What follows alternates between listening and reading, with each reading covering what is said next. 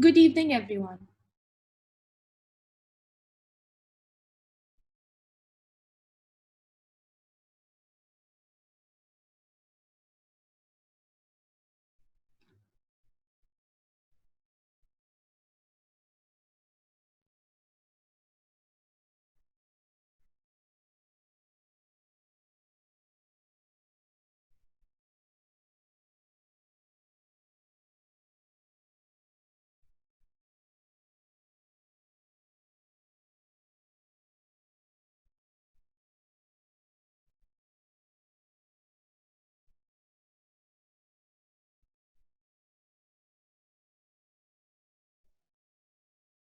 I'm Sanya Singhal, Head of Design.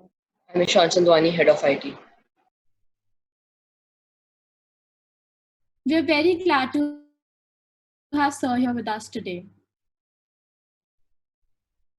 In this pandemic, even when the world had lost hope, Mr. Sonu Sood motivated us to confront the challenges the world kept tossing at us, do with benevolence and sympathy. Ever since the COVID 19 pandemic started, Mr. Sood has been hailed as a real life hero and has transpired to be a symbol of hope for thousands of people across the country. He has taken. It must be taxing to keep such discouraging factors out of your mind. So, sir, how do you cope up with such situations mentally? Vanya, every day my heart breaks when I try to help someone. It takes me hours and hours to get a bed in different parts of the country, and next day when you get to know that okay, so and so person, we have lost him or her, or it breaks my heart. But then again, I know there are 100 more uh, to save to save them. So I'm always on my toes, but I feel very helpless sometimes, that I wish I could reach out to them earlier, or if I wish they could reach out to me and we would have saved them from dying. I've seen those desperate calls in the middle of night when a daughter is crying on the phone and saying, "Yeah, I lost my mom 2 days ago. Please save my dad." And I know they are so helpless that you have to do your best to save that individual of the family. We saved many and we lost many. I've seen so many people who have lost their family members, and you feel so sad. This was not actually meant to happen, if you think 2 months ago, and suddenly there's going to be a huge vacuum forever. Imagine a kid struggling to get a bed for a father or a mother, and if you're not able to get a bed or an oxygen, and you lose your father or mother, whole whole life that's going to bother you, that you can do this at least for your mom and dad. So I think it's a time to learn. It's not a time to complain what's happening around it. I think this is the best. This a time is the best teacher in your life, and if you're able to learn now, I think you'll be wiser in life at an early stage. Thank you for your insights, sir. So, considering our organization has been doing work on similar lines to yours by helping people find resources and many other things, actually. So, what's a piece of advice you would like to give us, or something we as an organization can do better? No, I think try to spread your wings. That's what the thing is. Sometimes you try to um, restrict your reach, but you should always try to explore people. You never know. The best of friends who never thought of doing something good together may change the world. Vanya's dad, Karan, and I know each other since so many years, and we have spent a lot of time traveling together or playing cricket, or family get-togethers. But when I was doing this and I connected with Karan for a lot of things, in Punjab, that we need this and let's mobilize this, we reached out to many students. We gave them mobile phones. We installed mobile towers in the places where there was no network. And even Karan started enjoying the whole process, and his reach became immense. What reach I had in 1.5 years, I never had that reach after getting into the industry and being an actor for past 20 years. Imagine when you start doing good to others, the kind of respect, the kind of strength, the kind of reach, the kind of love that you can get, no other profession in the world can get to you.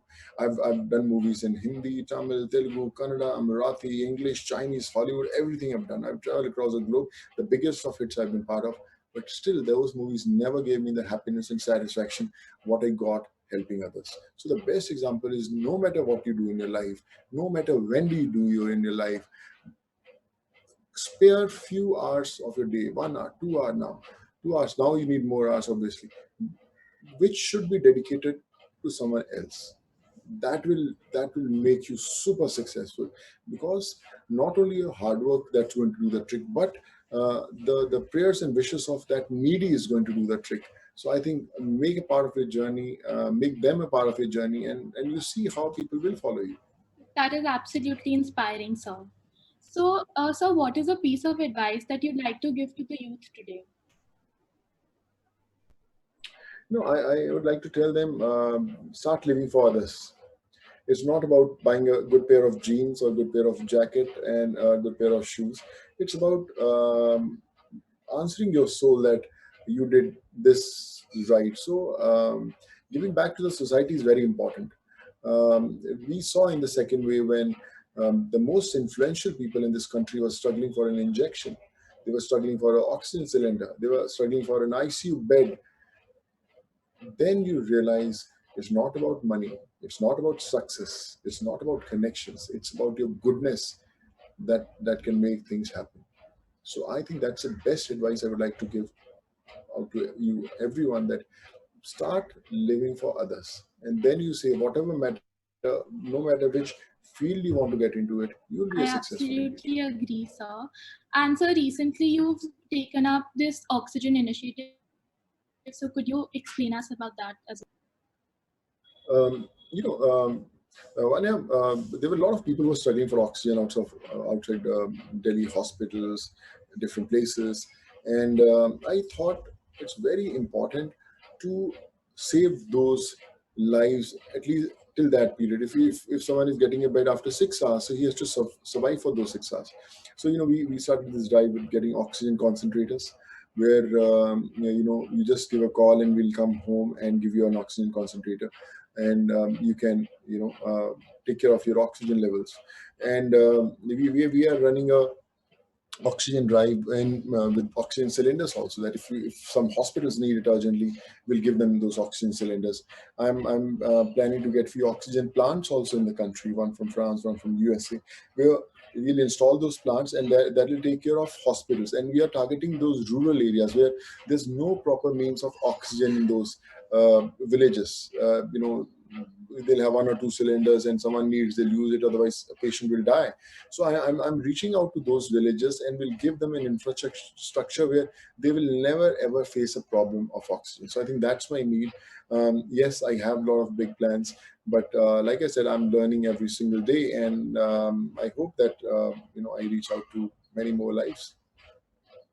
Thank you, sir. I'd love if you could expand on the Mobile Towers initiative that you have launched. I remember we got a social media post in which we saw these kids sitting on the trees to get a signal. There's one in Himachal and one in close to Haryana, Delhi border, those villages, and they never had got any network and no means to do their online classes. So we were working on that, how to do it, and Navana's dad, Karan Gilotra, was a very close friend of mine. So I said, Karan, we should do something on that front, and let's see how we can explore. Then the whole chart was prepared, and Reiki was done in that village, and we realized that there has to be a mobile tower that can help all these people. Karan went a couple of times to that village. We organized the whole,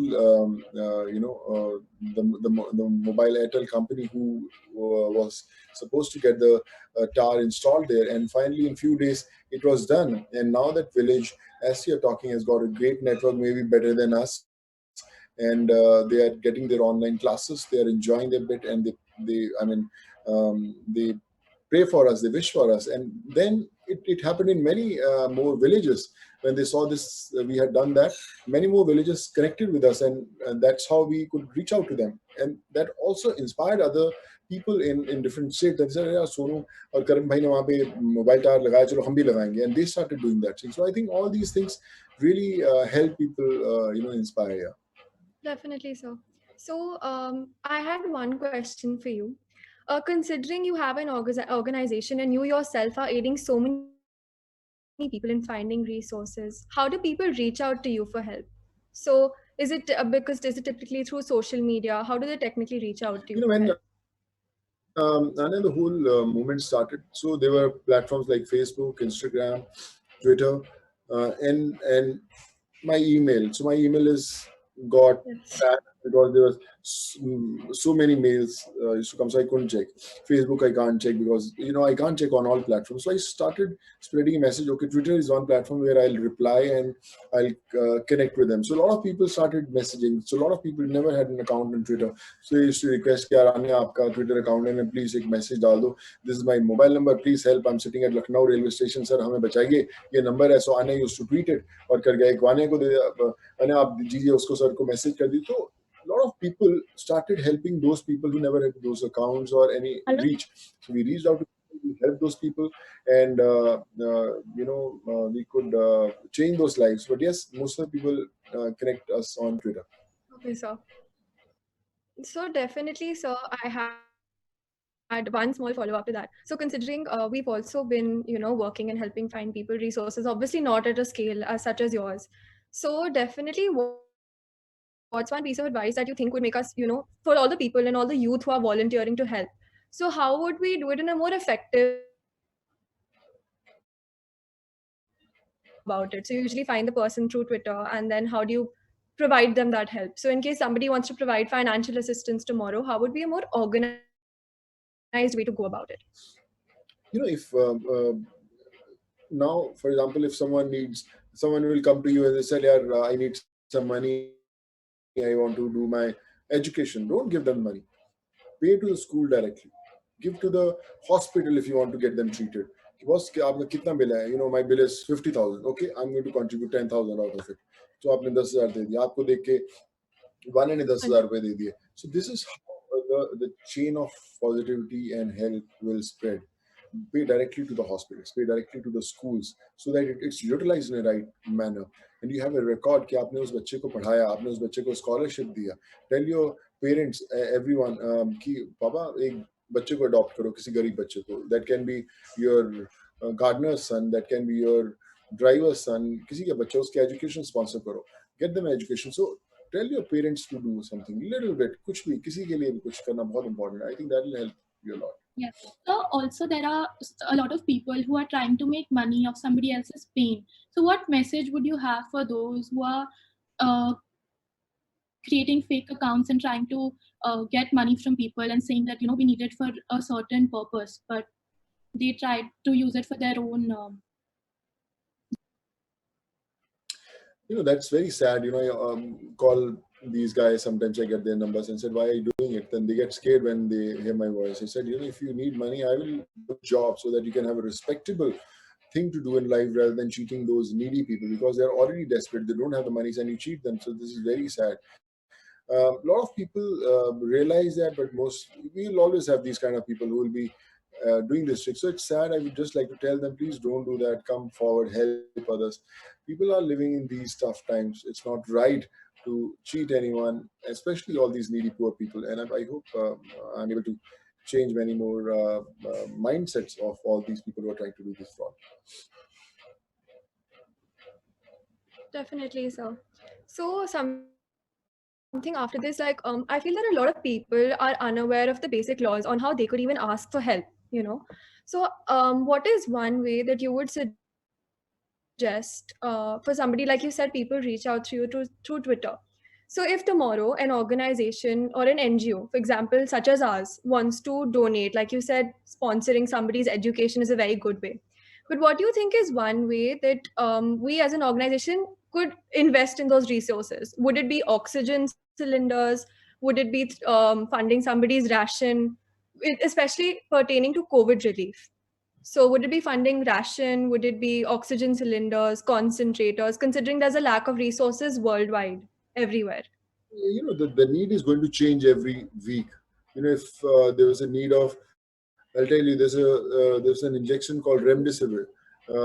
Running after, the whole country was running after, they were not finding it. But then suddenly the need shifted to another injection called tocilizumab. So everyone's running after. Now there's another liposomal injection is there. People are running after. The need is changing. So it's very important to plan when are you going to do that. For example, tomorrow you have $100 and you say, यार oxygen की बड़ी कमी है, हम oxygen concentrators लेके आते हैं. आप कब लेकर आते हो? पता लगा जब तक आप लेके आए उसकी नीड ही खत्म होगी. Then it will be all waste of all the effort.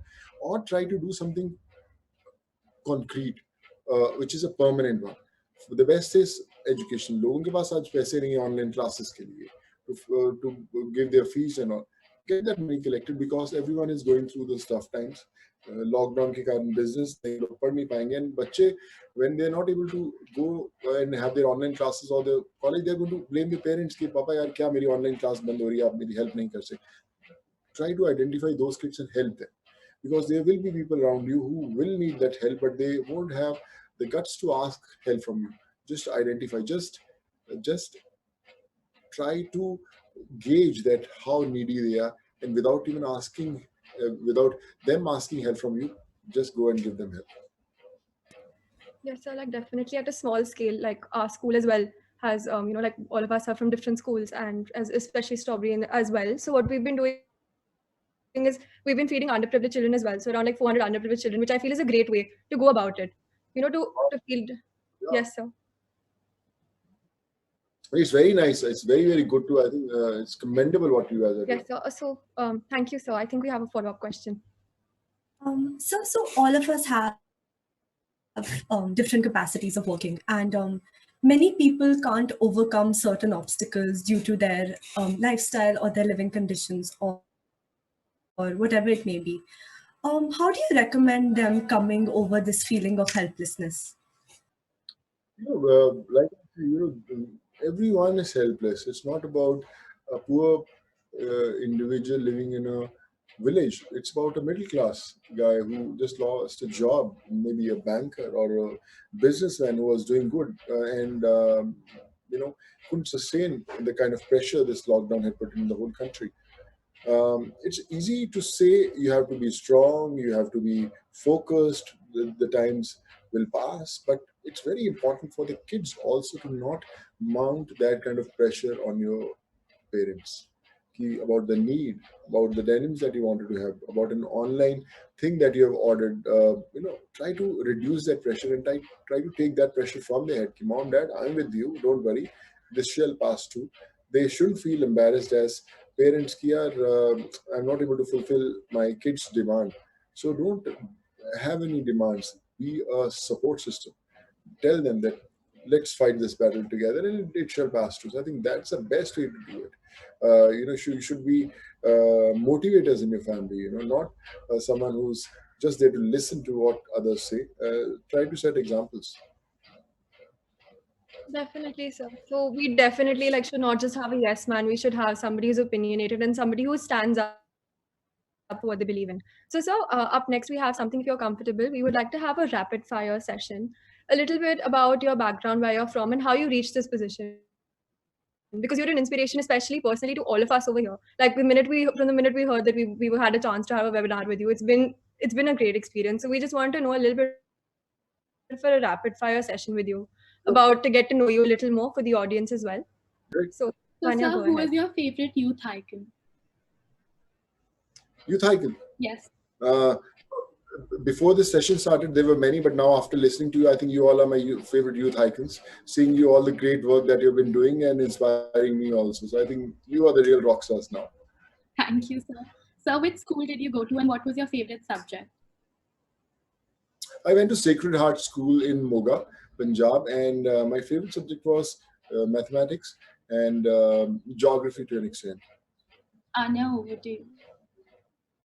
Right, so definitely, how do you sometimes feel that when you're not able to help somebody? Because I know the feeling of helplessness when you can't help somebody, it does take a toll on your mental health. So we did ask you this question before, but we wanted to know how do you cope with it when you aren't able to help somebody? Because definitely there's one of a very famous saying that one of our volunteers said to us, that you can't save everyone, so save everyone that you can. So I know definitely we try, but how do you cope with it?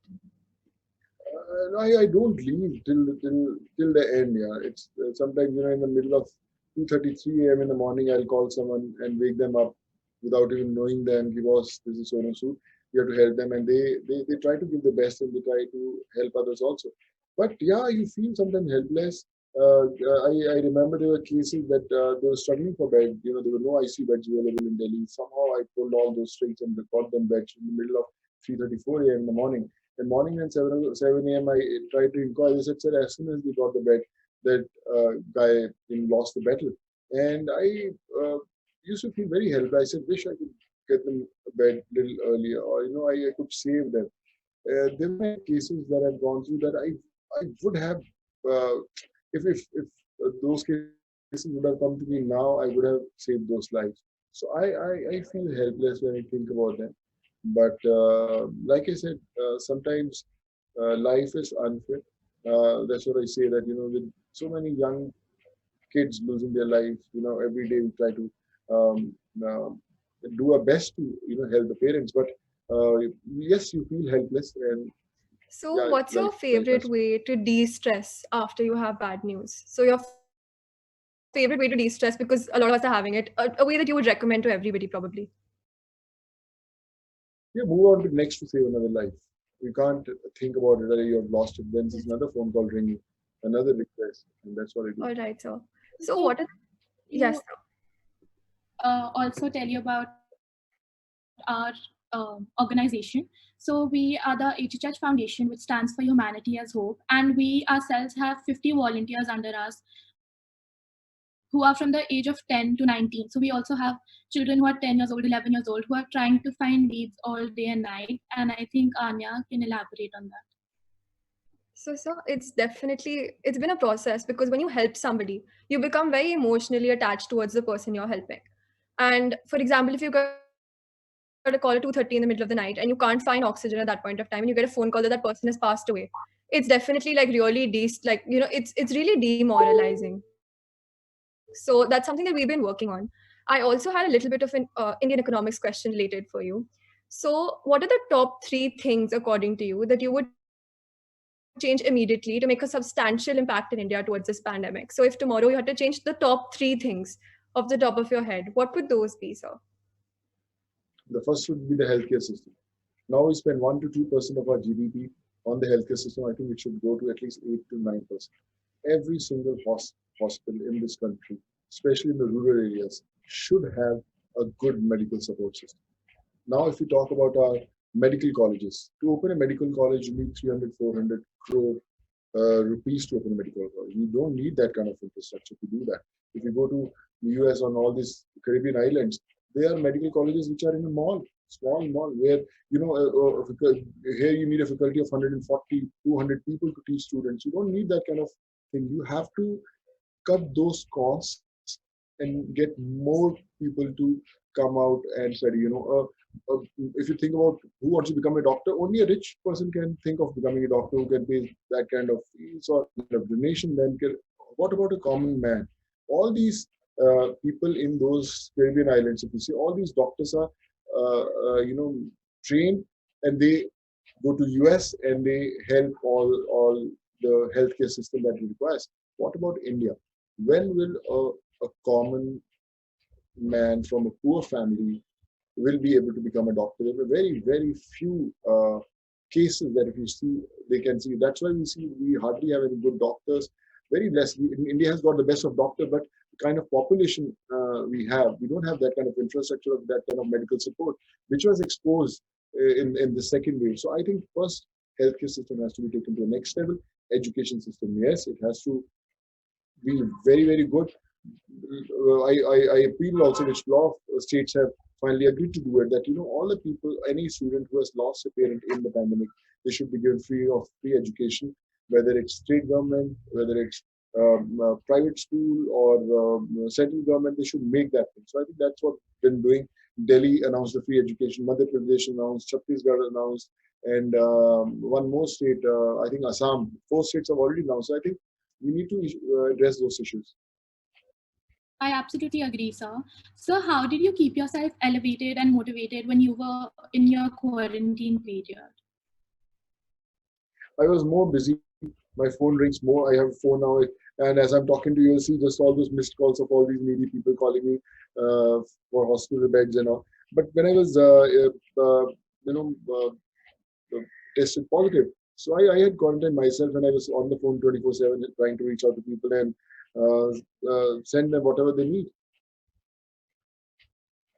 All right, sir. So we do have a lot of funds right now in the country. Where is the first place that you would allocate these funds? Okay, 100%. If you can live, then only you can do something in your life. The healthcare, definitely yes. And I would like to get a lot of schools with free education, a lot of hospitals with free treatment. I think these two are the most important things that can build a nation. Definitely, sir. So, wrapping it up for today, definitely, we wanted to tell you a few things and a message from the team. So, we have around 50 plus volunteers who are all here with us today and all of our parents. So, a message that we wanted to tell you. So, when we established this foundation, HHH, we weren't, sure if we were going to register it or not. And then we registered it immediately by realizing that exact aim. So, you've been an inspiration to all of us. And I know this is something you hear very often, but from the bottom of our hearts, we really are very grateful for the work that you've been doing, and especially with your entire foundation. You know that there are so many people that it makes us feel better to know that there are more people like you out there. So what HHH essentially has been doing is we've been having mental health campaigns, which we feel is something very important, especially in a country like India, and especially with teenagers helping. Mental health is really, really important at this point. And then other thing is the COVID helpline service, which we definitely, with your motivation, I we really I hope a lot of people are encouraged after this session today. So definitely, I think Ishan can go next, and we'll have a quick wrap up. And we're really grateful for your time. So much, man. God bless you. Mr. Sood, thank you with all of our hearts for your time, encouragement, and validation of our efforts. It has been a privilege to share this time with you. This world lives on against all odds and all the difficulties we're facing because of a few good individuals. We are blessed to meet one of them today. Your acts of humanity inspire us every day. The efforts that you make ripple within the community 1,000 times, causing a chain reaction leading to 1,000 more acts of kindness. Thank you for Thank you attending. so much for your time, sir. It was a great session and it definitely motivated not only us, but all of the participants present here today. Thank you so much. Thank you so much, everyone. Thank you so much, man. And God bless you and be Thank the you. rockstar you are. Thank Thank you. you, sir.